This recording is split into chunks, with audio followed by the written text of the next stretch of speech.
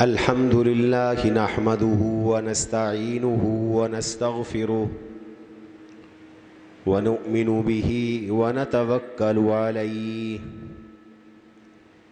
ونعوذ بالله من شرور أنفسنا ومن سيئات أعمالنا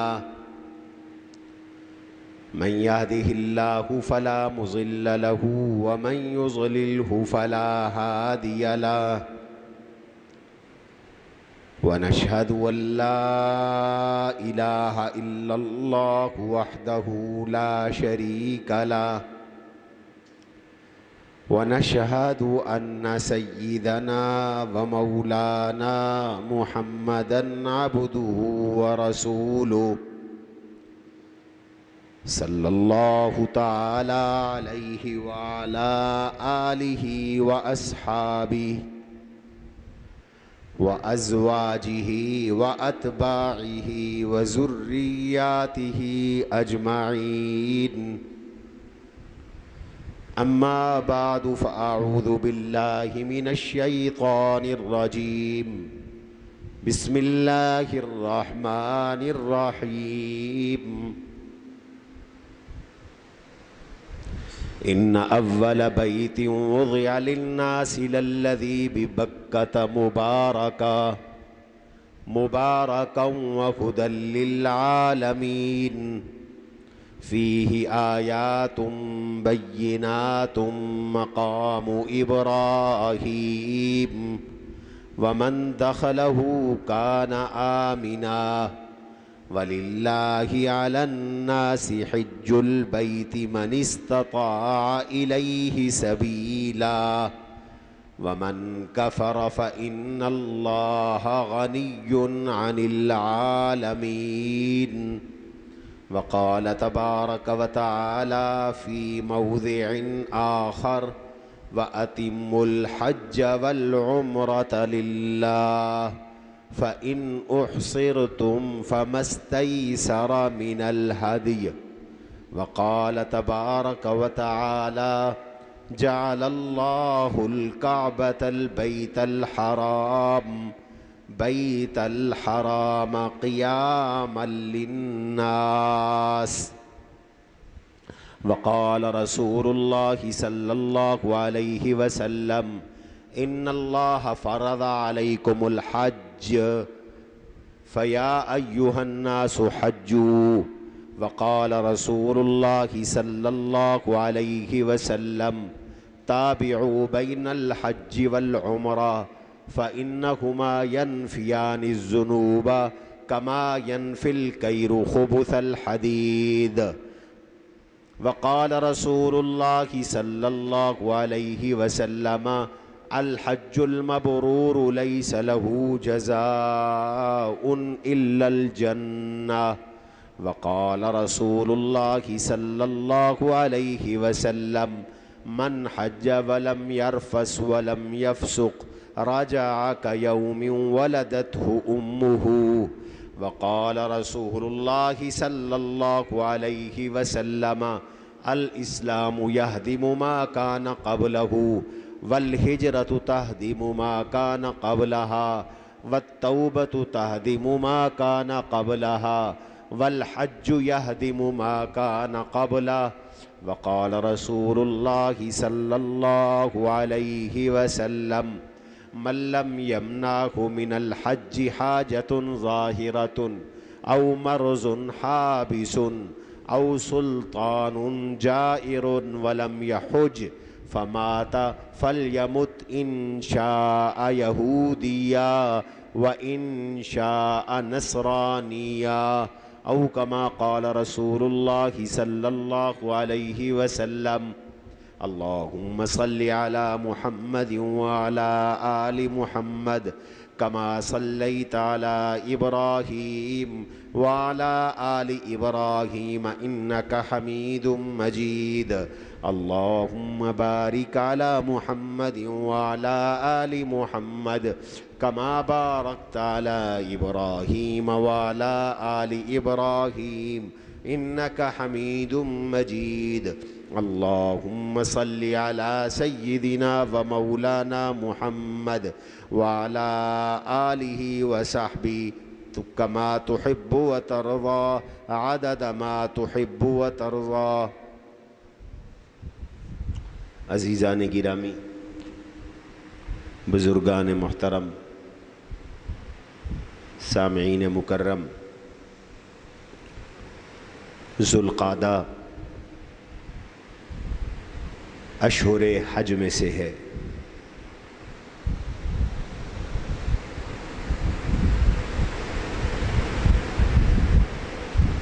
اور حج اسلام کا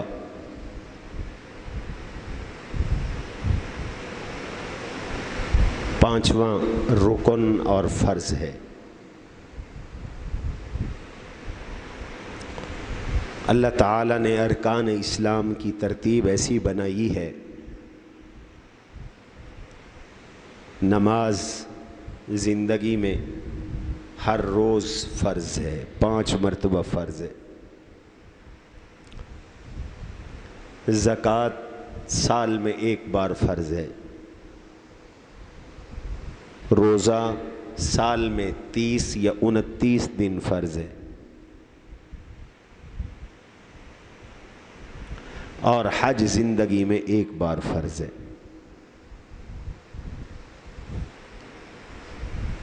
جس نے 1 بار بالغ ہونے کے بعد اور فرض ہونے کے بعد حج کر لیا،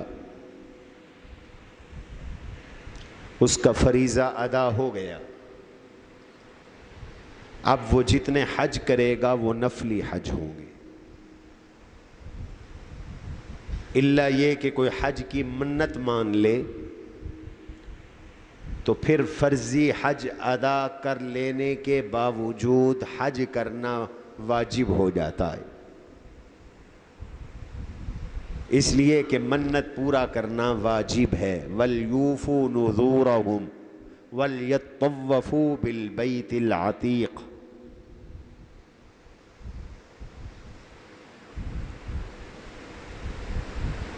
اور حضور علیہ السلام نے فرمایا ہے من نذر بمعروف، جس نے نیکی کی منت مانی وہ اس منت کو پورا کرے.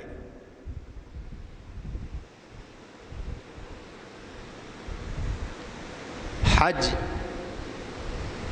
اللہ کی محبت کا ایک سفر ہے. ملت ابراہیمی کا ایک باب ہے.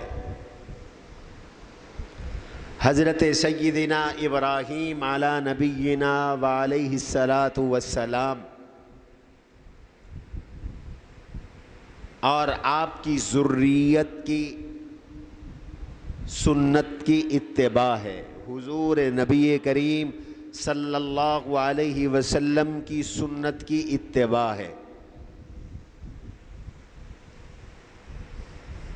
سیدنا ابراہیم علی نبینا وعلیہ السلام اور ان کی اہل بیت کی اداؤں کو اپنانے کا نام ہے.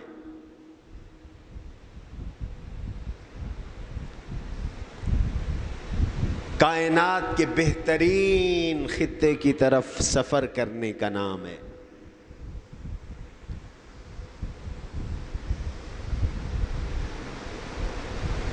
مسجد حرام، حرم مکہ اور کعبہ شعائر اللہ میں سے ہیں. اور کعبہ اس دھرتی کا پہلا گھر ہے. اور کعبہ کائنات کے باقی رہنے کا ذریعہ ہے.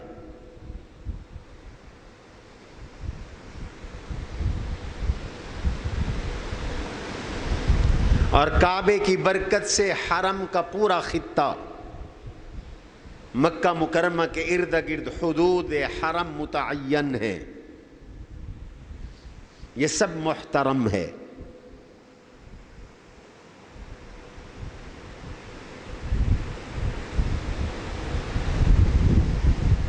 ان اللہ حرم مکہ یوم خلق السماوات والارض، اللہ نے مکے کو حرام اور محترم قرار دیا تھا جس دن اس نے آسمان بنایا، جس دن اس نے زمین بنائی۔ تب سے مکہ مکرمہ اور اس کا ماحول محترم ہے۔ لہذا دوسری روایت، اللہ نے اس حرمت کا اعلان ابراہیم علیہ السلام سے کروایا، ان ابراہیم حرم مکہ، حضرت ابراہیم علیہ السلام نے مکہ کو محترم قرار دیا، لہذا اس مکے کے احترام میں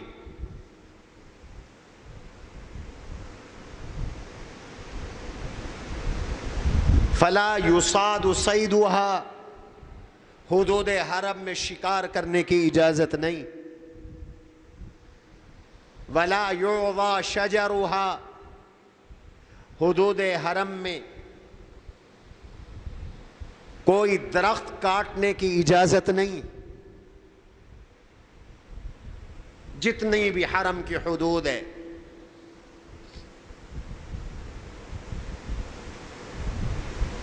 ایک طرف سے جعرانہ ہے اور ایک طرف سے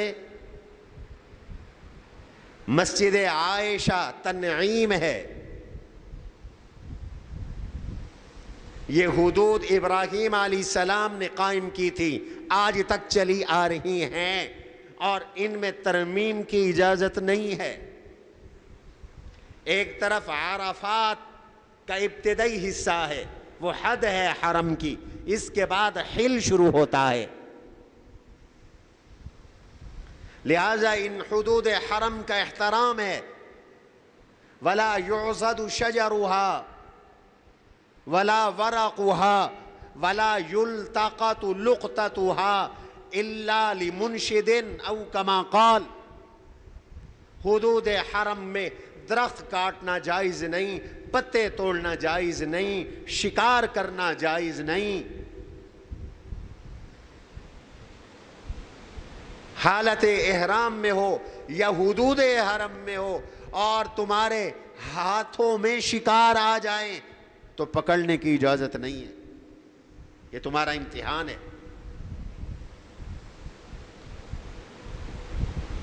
یا ایھا الذین آمنوا، اللہ نے فرمایا ایمان والو، لَيَبْلُوَنَّ اللَّهُ، اللہ تمہیں آزمائیں گے، تمہارا امتحان ہوگا۔ کس کے ساتھ؟ شکار کے ساتھ۔ تَنَالُهُ أَيْدِيكُمْ رِمَاحُكُمْ وَأَيْدِيكُمْ، وہ تو شکار تمہارے نیزوں کی زد میں ہوں گے، تم ہاتھوں سے پکڑ سکو گے لیکن تم نے پکڑنا نہیں ہے۔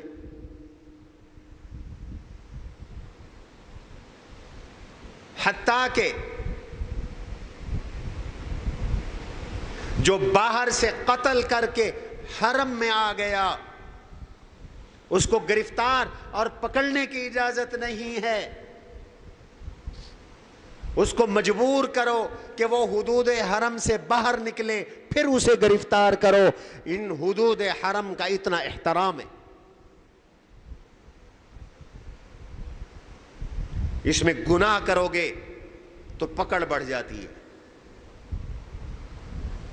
3 آدمیوں پر اللہ کی، اللہ کے رسول کی اور سب لعنت کرنے والوں کی لعنت ہے، اور ان میں سے ایک فرمایا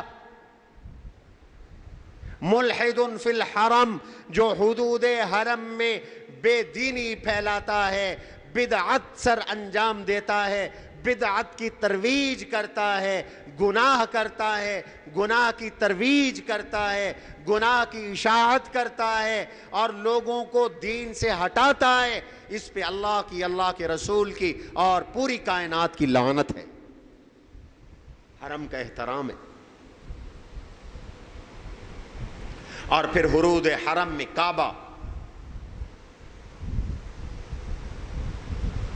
حج میں بڑی تڑپ کعبے کی ہے۔ اور کعبہ کیا ہے؟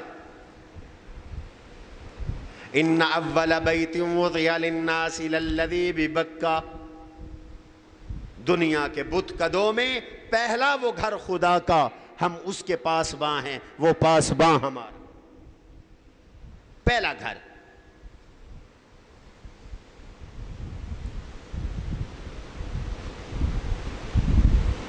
اللہ نے فرشتوں سے بنوایا تھا، پھر حضرت آدم علیہ السلام کی نسل میں سے قصی نے بنایا،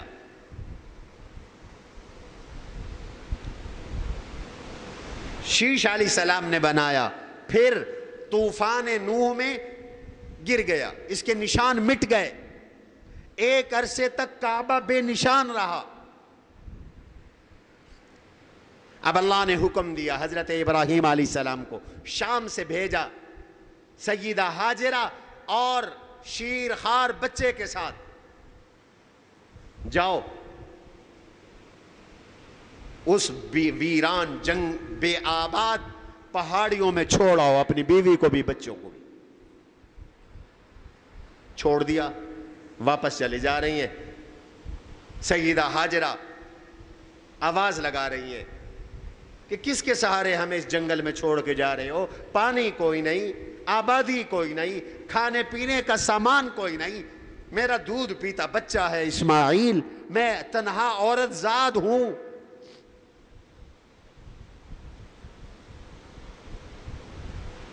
مڑ کے نہیں دیکھا، اللہ کا حکم تھا۔ اسی کو کہتے ہیں اتباع ملت ابراہیم، کہ اللہ کے ہر حکم پر گردن جھکا دو، چاہے بیوی بچے مال اسباب دولت سب کچھ اللہ مانگے دے دو، جیسے ابراہیم علیہ السلام نے دی۔ اذ قال له ربه اسلم قال اسلمت لرب العالمین، اللہ نے فرمایا میرا بن جا، ابراہیم نے کہا میں تیرا بن گیا، جو تو کہے گا وہ کروں گا، اور وہ کیا۔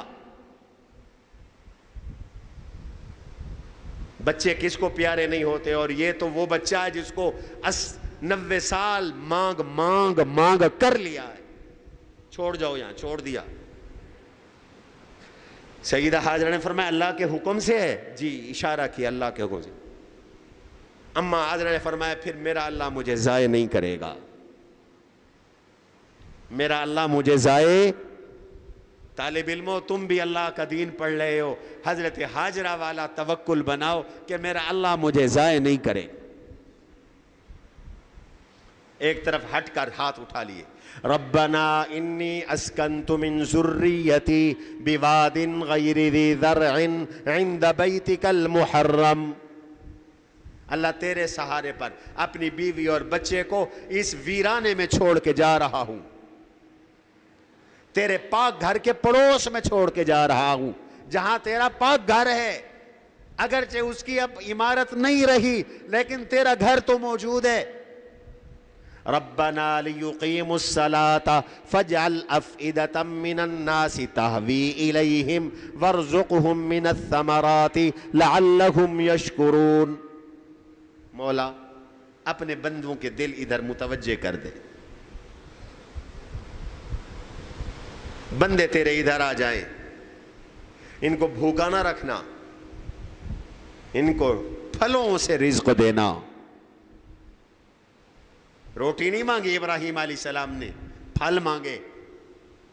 پھل مہنگے ہوتے ہیں یا روٹی مہنگی ہوتی ہے؟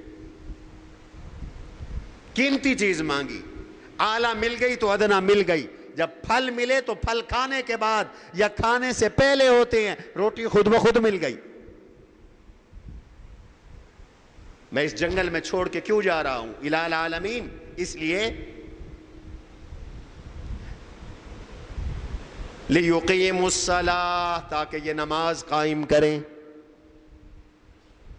تیرے گھر کے پڑوس میں انہیں چھوڑ کے جا رہا ہوں، یہ نمازی بنے، ان کی نسلیں نمازی بنے، ان کی ذریت نمازی بنے۔ اس لیے علماء کہتے ہیں نئی کالونی میں، نئے محلے میں، نئی آبادی میں گھر بناؤ تو مسجد کے پڑوس میں بناؤ، تاکہ بچے گھر والے سب نماز پڑھیں۔ ابراہیم علیہ السلام نے یہاں اس لیے چھوڑا تھا۔ چلے گئے، آتے جاتے رہتے تھے پتہ کرنے کے لیے مشکیزے کا پانی ختم ہو گیا، کچھ کھجوریں لائی تھیں وہ بھی ختم ہو گئی کھانے کے لیے، مکے کی گرمی، بچہ پیاسا ہے، پانی کی ضرورت ہے، پانی ہے نہیں، بندہ کوئی نہیں، پانی کوئی نہیں، دکان کوئی نہیں، ہوٹل کوئی نہیں، گھر کوئی نہیں، چھپر کوئی نہیں، انسان تو انسان، جانور یہاں کوئی نہیں۔ زندگی تو وہاں ہوتی ہے جہاں پانی ہو، جہاں پانی نہ ہو وہاں زندگی کہاں کب تک رہ سکتی ہے؟ قریب صفا پہاڑی تھی، چڑھ گئی، دیکھوں چاروں طرف کہیں سے پانی نظر آئے، نہیں نظر آیا، اتر پڑی نیچے۔ اگلی پہاڑی مروہ ہے، تھوڑی سی چلی تو بچہ آنکھوں سے اوجھل ہو گیا، تیز چل پڑی، اور پھر چلتے چلتے مروہ پہ چڑھ گئی، دیکھا چاروں طرف پانی کوئی نہیں ہے، پھر اتری، پھر صفا کی طرف چل پڑی، بچہ اوجھل ہوا، تیز چل پڑی، اور پھر چلتے چلتے صفا پہ چڑھ گئی، 7 چکر لگائے، 7واں چکر مکمل ہوا، مروہ پہ تھی تو کیا دیکھتی ہیں؟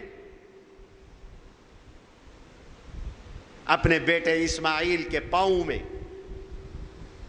پانی کا چشمہ پھوٹا ہوا ہے،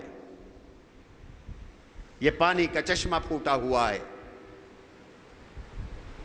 دوڑ کے آئیں، جبریل آئے اور پر مارا، پانی کا چشمہ پھوٹا، اور دوڑ کے آئیں، اس پانی کے ارد گرد پتھر مٹی لگائی تاکہ پانی پھیلے نہیں، اور کہا زم زم، زم زم کا معنی رک جا، رک جا۔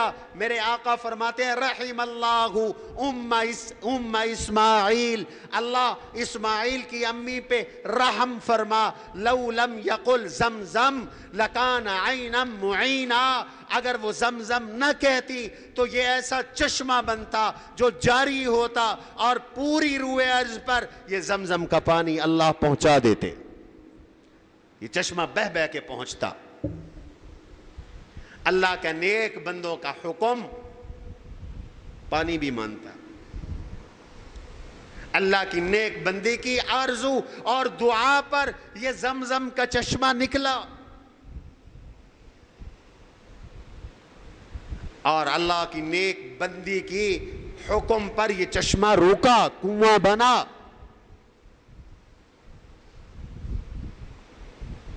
زمزم کا پانی، اور یاد رکھو یہ جو زمزم ہے، اسماعیل حضور علیہ السلام کے جد امجد اور حضور صلی اللہ علیہ وسلم اور آپ کے جد امجد جناب عبد المطلب کی یادگار ہے۔ پہلی مرتبہ یہ چشمہ نکلا اسماعیل علیہ السلام کے پاؤں سے، اور دوسری بار اس چشمے کو نکالا، اس کنویں کو نکالا جناب عبد المطلب نے۔ اس کنویں کی لوگ بے احترامی، بے ادبی کرنے لگے، تو حضور صلی اللہ علیہ وسلم کے آباء میں سے کسی نے اس کو بند کروا دیا۔ حضور کے دادا عبد المطلب خواب میں سوئے ہوئے تھے،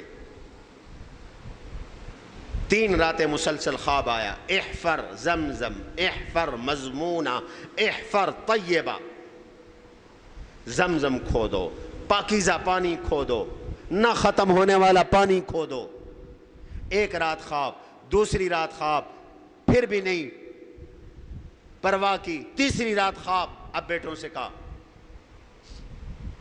چلو بھائی کدال اٹھاؤ، جا کر کھودنا شروع کیا تو نیچے سے کنواں نکل آیا۔ حضور نے فرمایا زمزم لما شرب لہ، جس مقصد کے لیے کوئی زمزم پیے گا اسے اللہ وہی چیز عطا کرے گا، وہی مقصد عطا کرے گا۔ کسی نے علم کے لیے پیا اسے علم ملے گا، کسی نے رزق کے لیے پیا اسے رزق ملے گا، اور کسی نے زمزم حافظے کے لیے پیا اسے حافظہ ملے گا، کسی نے زمزم اپنی اور نسل میں برکت کے لیے پیا اسے نسل میں برکت ملے گی۔ جو جس مقصد کے لیے زمزم پیے گا اللہ اسے عطا کریں گے۔ زمزم لما شرب لہ، اور علماء نے اس پہ کتابیں لکھی۔ اور یاد رکھو بات میں سے بات نکلی ہے، اس زمزم میں جہاں اسماعیل علیہ السلام کی ایڑی کی برکت شامل ہے، وہاں اس زمزم میں میرے آقا کے لعاب اور بچے ہوئے پانی کی برکت شامل ہے۔ حجۃ الوداع تھا، آقا صلی اللہ علیہ وسلم نے جب حج فرمایا، طواف کے بعد آپ زمزم پہ تشریف لائے۔ زمانہ جاہلیت سے پانی پلانے کی جو ذمہ داری تھی، سقایا جس کو کہتے ہیں، یہ آل ہاشم کی تھی، آل عبد المطلب کی تھی۔ حضرت عباس حضور کے چچا پانی نکال نکال کر لوگوں کو پلا رہے تھے۔ میرے آقا نے فرمایا اسقوا یا آل بنی المطلب، اسقوا یا آل بنی المطلب، او عبد المطلب کی اولاد پلاؤ، حاجیوں کو پانی پلاؤ، حاجیوں کو زمزم پلاؤ۔ لولا، اگر یہ خطرہ نہ ہوتا کہ لوگ تم پر ہجوم کر دیں گے اور جھپٹ پڑیں گے، میں خود کنویں سے زمزم کے ڈول نکالتا اور لوگوں کو یہ پانی پلاتا۔ پانی پلانا اتنی بڑی سنت ہے حضور صلی اللہ علیہ وسلم۔ پھر حضور نے پانی مانگا، حضرت عباس نے فرمایا ٹھہر جائیے حضرت، میں نیا پانی نکالتا ہوں۔ پانی نکالا، برتن میں، گھر سے برتن منگوا کر برتن میں ڈال کر حضور کو زمزم کا پانی دیا۔ میرے آقا نے یہ زمزم نوش کیا اور جو بچا ہوا تھا وہ کنویں میں ڈال کر قیامت کی صبح تک آنے والے ہر مسلمان کو اپنا جھوٹے کا تبرک عطا فرما دیا۔ اب جو بھی زمزم پیے وہ حضور کا جھوٹا پی رہا ہے۔ جیسے حضور کی شریعت عام ہے، حضور کا فیض عام ہے، حضور کا کلمہ عام ہے، قیامت کی صبح تک میرے نبی کی شریعت عام ہے، ایسے قیامت کی صبح تک میرے نبی کا زمزم والا فیض بھی عام ہے۔ دنیا کا کوئی کونا ایسا نہیں ہے جہاں میرے نبی کا کلمہ نہ ہو، جہاں میرے نبی کی اذان نہ ہو، جہاں میرے نبی کی نماز نہ ہو، جہاں میرے نبی پہ درود نہ ہو۔ دنیا کا کوئی کونا ایسا نہیں ہے جہاں میرے نبی کا قرآن نہ ہو، جہاں میرے نبی کی حدیث نہ ہو، جہاں میرے نبی کی سنت نہ ہو، جہاں میرے نبی کا امتی نہ ہو۔ ایسے ہی دنیا کا کوئی کونا ایسا نہیں ہے جہاں زمزم کا پانی نہ ہو۔ اللہ نے گھر گھر زمزم پہنچا دیا، اور زمزم شفا ہے۔ اس پانی کو تم کیا سمجھو؟ اس لیے کوئی زمزم پیے تو دعا پڑھے، اللہم انی اسألک علما نافعا وعملا متقبلا ورزقا حلالا وشفاء من کل داء۔ یا اللہ مجھے علم نفع دینے والا علم عطا فرما، یا اللہ مجھے وسعت والا رزق عطا فرما، یا اللہ مجھے بیماریوں سے شفا عطا فرما۔ وشفاء من کل داء۔ میرا تو اپنا تجربہ ہے، میرے جب پہلی دفعہ گردے فیل ہوئے اور آپریشن نہیں ہو رہا تھا، 3 سال آپریشن نہیں ہوا، بیماریاں اور لگ گئی تھی، تو میں نے 1 سال زمزم کے علاوہ کوئی پانی استعمال نہیں کیا، صرف میں نے زمزم پیا 1 سال۔ سفر میں بھی جاتا تھا تو زمزم ساتھ لے کے جاتا تھا، اس کی برکت سے اللہ نے شفا عطا فرما دی۔ پانی ہوا زمزم، پرندے آئے، قبیلہ جرہم کا ایک وفد جا رہا تھا، انہوں نے پرندے دیکھے تو اندازہ لگایا پانی ہے، یہاں آئے، اجازت مانگی، بی بی اگر اجازت ہو تو ہم بھی یہاں خیمے لگا لیں، قیام کر لیں۔ فرمایا ابراہیم علیہ السلام سے پوچھ کے بتاؤں گی۔ ابراہیم خبر لینے آئے، پوچھ کے بتایا، فرمایا بالکل اجازت دے دو، لیکن وہ پانی استعمال کر سکیں گے، پانی کی ملکیت ان کی نہیں ہوگی۔ اجازت دے دی، اور حضرت اسماعیل بڑے ہوتے چلے گئے، بڑے ہوتے چلے گئے، جوان ہو گئے۔ اب اللہ نے حکم دیا، ابراہیم بیٹے کو ہمراہ لو اور کعبے کی تعمیر کرو، کعبہ بناؤ۔ ابراہیم علیہ السلام آ گئے، اسماعیل علیہ السلام کو ساتھ لیا، کعبے کی تعمیر شروع کر دی۔ وَإِذْ يَرْفَعُ إِبْرَاهِيمُ الْقَوَاعِدَ مِنَ الْبَيْتِ وَإِسْمَاعِيلُ رَبَّنَا تَقَبَّلْ مِنَّا إِنَّكَ أَنْتَ السَّمِيعُ الْعَلِيمُ۔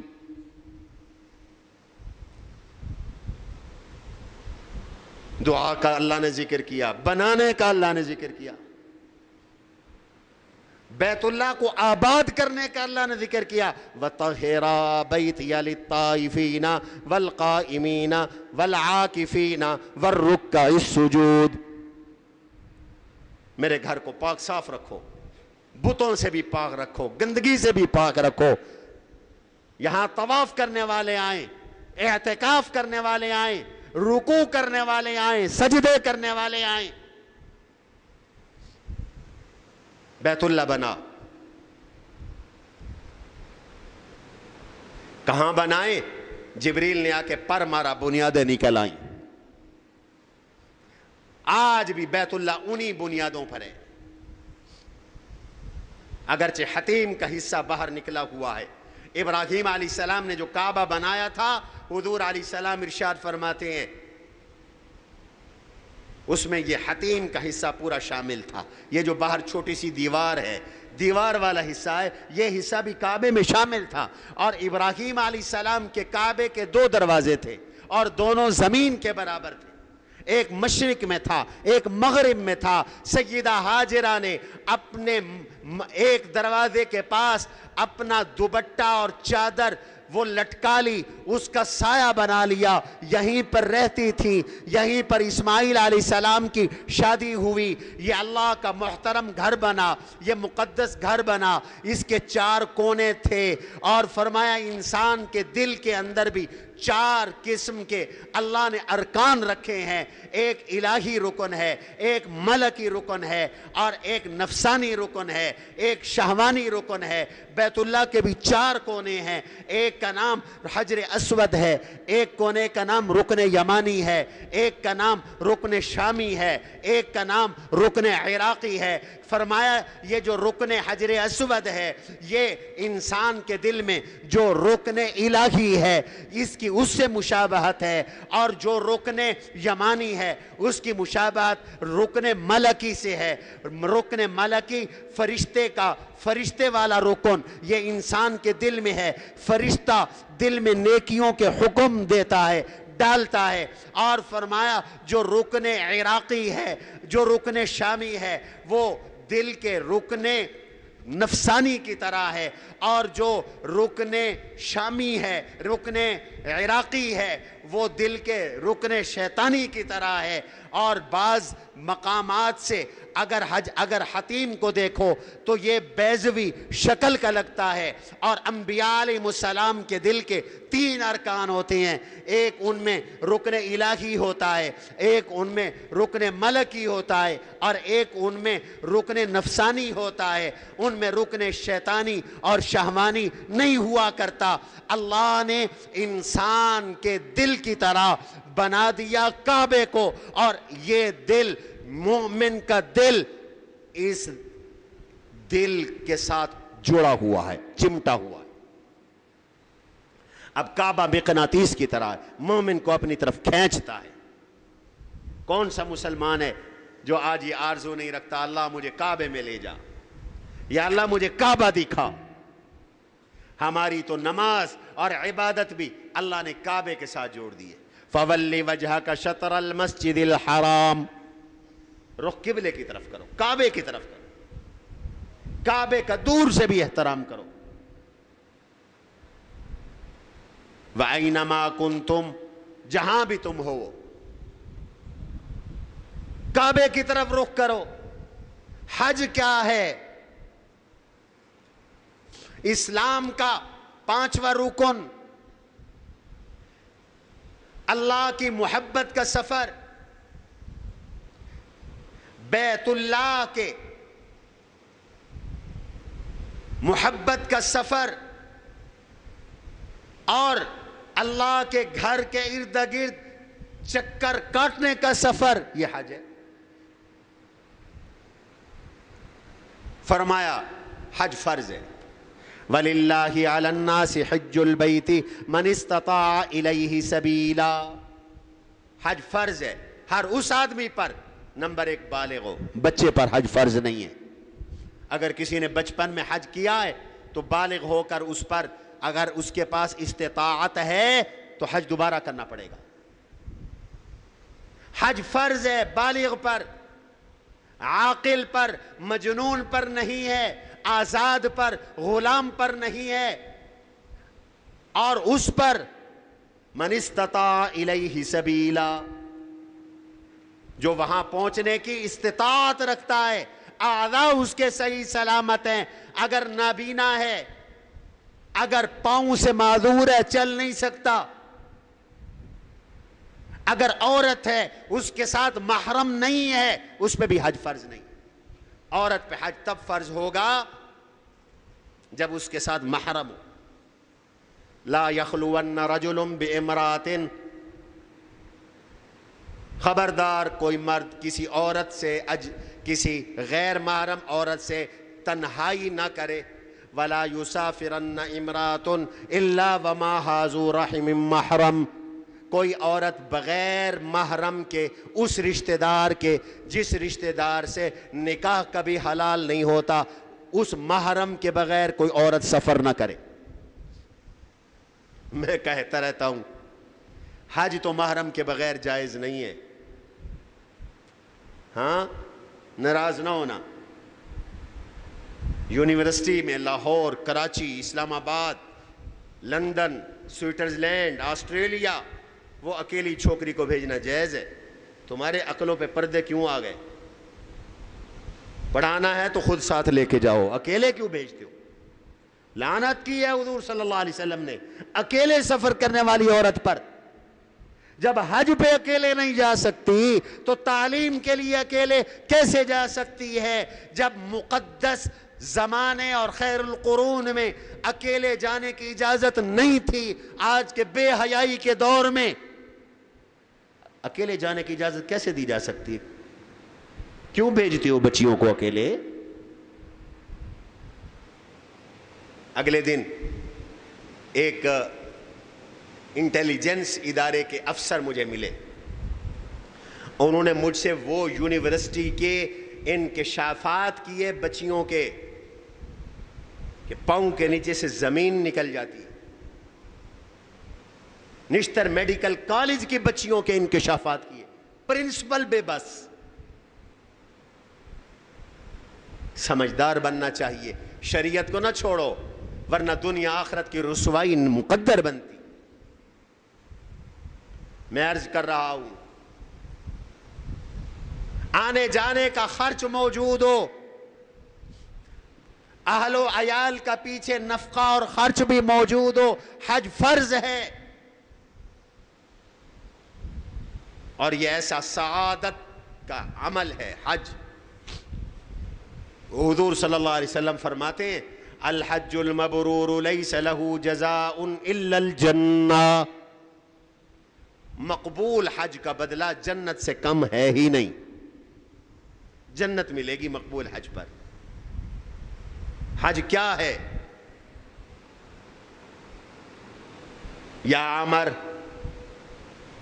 یا اما علمت ان الحج يهدم ما كان قبله او كما قال۔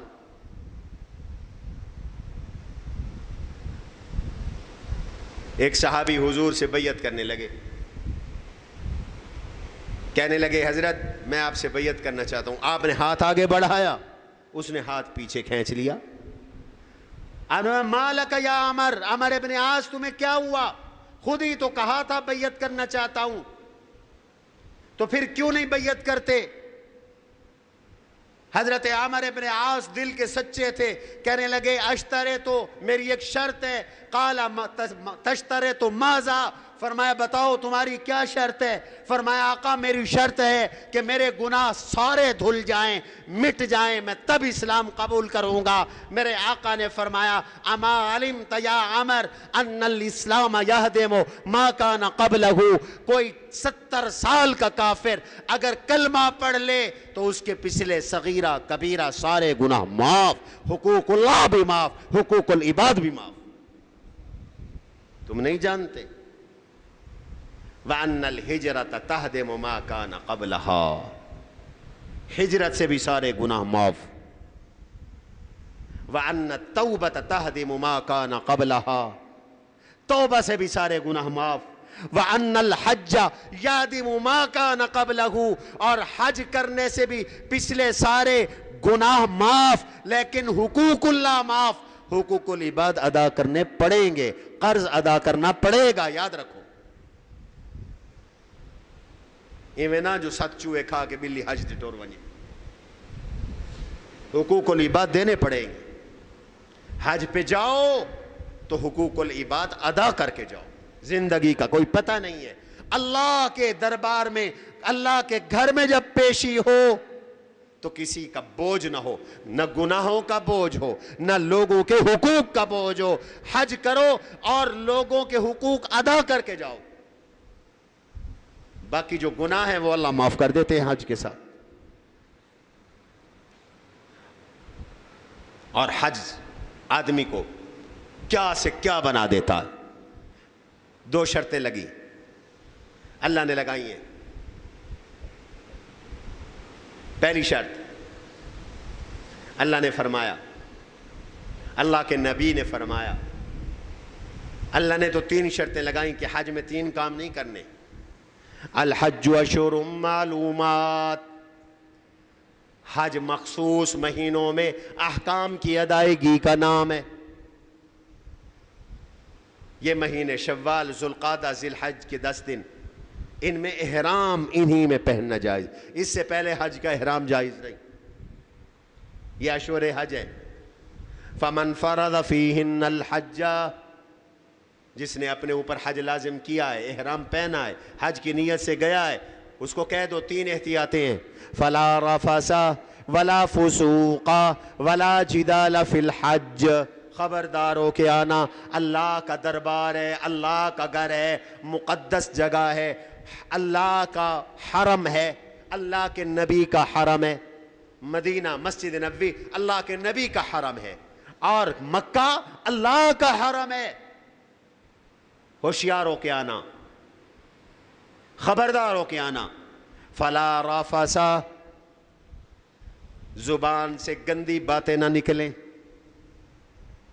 دنیا جہان کا حسن وہاں جمع ہوگا. عرب و عجم کے مرد اور عورتیں وہاں موجود ہیں. عورتیں خوبصورت سے خوبصورت مرد دیکھیں گی، اور مرد خوبصورت سے خوبصورت عورتیں دیکھیں گے. اپنا ایمان قابو میں رکھنا ہے. خود میاں بیوی بھی ہیں، اگر حالت احرام میں تو میاں بیوی والا تعلق تو دور کی بات ہے، میاں بیوی والے پراسس اور عمل کا تذکرہ بھی نہیں کرنا. فلا رفث، یہ رفث نہ ہو، ہیجان انگیز باتیں نہ ہوں، جنسی گفتگو نہ ہو حج کے اندر، برے خیالات نہ ہو حج کے اندر. ولا فسوق، گناہ بھی کوئی نہ ہو. وہاں تو نیکی کرنے جا رہے ہو، تمہاری ٹریننگ کروانی ہے اللہ نے، لہذا گناہوں سے بچنا ہے. ولا جدال فی الحج، مختلف مزاج کے لوگ ہیں، ایک کا مزاج دوسرے سے نہیں ملتا، غصہ بھی آتا ہے لیکن جھگڑنا نہیں ہے، لڑائی نہیں کرنی حج میں. ولا جدال فی الحج، جہاں پر مختلف لوگ، مختلف اذہان، زبان، رنگ، نسل، علاقوں کے لوگ جمع ہوں گے تو ہر ایک کی ترجیح مختلف ہوگی. آپ کی چاہت اور ہے، آپ کے کمرے میں رہنے والے دوسرے آدمی کی چاہت اور ہے، تو جھگڑ نہیں پڑنا، صبر کرنا ہے. حج برداشت کا نام ہے، حج صبر کا نام ہے. اب حضور نے 2 شرطیں ان میں سے ذکر دی. من حج ولم یفسق ولم یرفث رجع کیوم ولدتہ امہ، جو حج پہ گیا، حج میں اس نے گناہ نہیں کیا، رفث بھی فسق میں آ گیا. جو حج پہ گیا اس نے حج پہ جا کے کوئی گناہ نہیں کیا. ولم یرفث، خاص طور پہ فرمایا جنسی ہیجان انگیزی بھی نہیں کی، اس طرح کی فضول گفتگو بھی نہیں کی۔ راجع کا یوم ولدتہ امہ، جب وہ حج کر کے واپس آیا تو ایسے آیا جیسے آج ماں کے پیٹ سے پیدا ہو کر گناہوں سے پاک آ رہا۔ راجع کا یوم ولدتہ امہ۔ لوگ کہتے ہیں حج پہ جائیں گے تو پیسہ کہاں، پیسہ کم ہو جائے گا، ختم ہو جائے گا۔ حضور نے اس کے بارے میں بھی ایک بات ارشاد فرمائی، تابعوا بین الحج والعمرہ، حج کے بعد عمرہ اور عمرے کے بعد حج کرتے رہا کرو، ایک دوسرے کے پیچھے لے آؤ حج اور عمرے کے۔ تابعوا بین الحج والعمرہ، ایک دوسرے کے پیچھے لاؤ حج و عمرہ کو۔ کیوں؟ فَإِنَّهُمَا يَنْفِيَانِ الذُّنُوبَ وَالْفَقْرَ كَمَا يَنْفِي الْكَيْرُ خُبُثَ الْحَدِيدِ او کما قال۔ بار بار حج اور عمرہ کرنے سے دو فائدے ہوں گے۔ پہلا فائدہ گناہ مٹیں گے، حج اور عمرہ گناہ مٹاتے ہیں، گناہ دھو دیتے ہیں، گناہ معاف کروا دیتے ہیں۔ اور دوسرا فائدہ، حج اور عمرے سے فقر دور ہوتا ہے، تنگ دستی دور ہوتی ہے اور پیسے کی تنگی دور ہوتی ہے۔ بالکل ایسے جیسے بٹھی میں لوہا ڈالو اور وہ آگ، بٹھی کی آگ لوہے کی میل اور کچیل اور زنگ کو دور کر دیتی ہے، ایسے ہی حج اور عمرہ گناہوں اور تنگ دستی کو دور کر دیتے ہیں۔ ہمارے ایک بزرگ تھے رحمت اللہ علیہ، بڑے عالم تھے، فوت ہو گئے، میں ان کے ساتھ پڑھاتا رہا۔ وہ فرماتے تھے میری تو زندگی کا تجربہ ہے کہ اگر میں قرض اٹھا کے بھی حج یا عمرے پہ گیا تو اللہ نے ادا کروا دیا۔ وعدہ ہے کہ حج اور عمرے سے فقر بھی، تنگ دستی دور ہوگی، گناہ بھی دور ہوں گے۔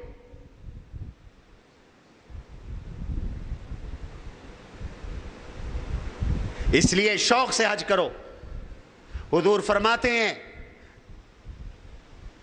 لوگو ان اللہ فرض علیکم الحج، اللہ نے تم پہ حج لازم کیا، حج کرو۔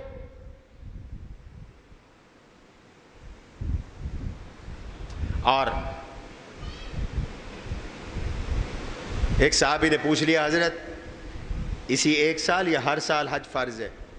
آپ ناراض ہو گئے۔ آپ نے فرمایا اگر میں کہہ دیتا ہر سال حج فرض ہے تو ہر سال تم پہ حج فرض ہوتا اور امت مشقت میں پڑ جاتی۔ مجھ سے ایسے سوال نہ کیا کرو۔ قرآن نے بھی کہا لا تسألوا عن اشیاء ان تبد لکم تسؤکم، ایسی باتیں نہ پوچھو کہ جن کے جواب تمہیں اچھے نہ لگے۔ یہ اقرع ابن حابس رضی اللہ تعالی عنہ تھے۔ فقام اقرع ابن حابس فقال علی عامنا هذا ام للابد یا رسول اللہ، اور اگر حج فرض ہے، حج نہیں کیا تو خاتمہ خراب ہو گیا۔ یاد رکھو ہمارے ہاں تو ایک کنسیپٹ ہے ابھی تو جوان ہے جی، ابھی تو بڈھے نہیں ہوئے، ابھی تو ریٹائر نہیں ہوئے، ابھی تو بچوں کی شادیاں نہیں کی، ابھی تو بچیوں کی شادیاں نہیں کی، ابھی تو مکان نہیں بنایا، ابھی تو گاڑی لینی ہے، ابھی تو فلاں کام کرنا ہے، ابھی تو فلاں کام کرنا ہے، پھر حج کریں گے۔ او جب بالکل ختم ہو جاتے ہیں، چلنے کے قابل نہیں رہتے، پھر جاتے ہیں حج پر اور لوگوں پر بوجھ بنتے، بیٹھے ہیں نہ طواف کر سکے نہ کچھ۔ میں نے جب پہلا حج کیا 2002 میں تو میرے ایک دوست ہیں اللہ ان کو جزا دے، میں جب بھی جاتا ہوں مکہ میں وہ میری میزبانی کرتے ہیں، انہوں نے مجھے اپنے گھر ٹھہرایا اور انہوں نے بھی اپنا گھر کرائے پہ حاجیوں کو دیا ہوا تھا، انڈین حاجی تھے۔ تو اکثر ان میں ایسے بوڑھے تھے جو چل نہیں سکتے تھے، نماز کے وقت میں ہم جیسے لوگ حرم میں اور وہ وہیں بیٹھے ہیں۔ اور مجھے یاد پڑتا ہے کئی تو ایسے تھے جو عرفات مینا نہیں گئے، وہیں بیٹھے رہے. ارے بھائی عرفات جائے بغیر تو حج ہوتا ہی نہیں، وہ حج کا فرض ہے.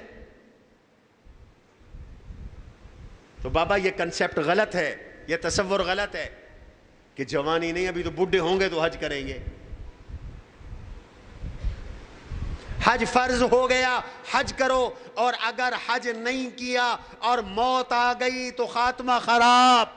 میں حدیث سنانے لگا ہوں جامع ترمذی کی، سنو حدیث.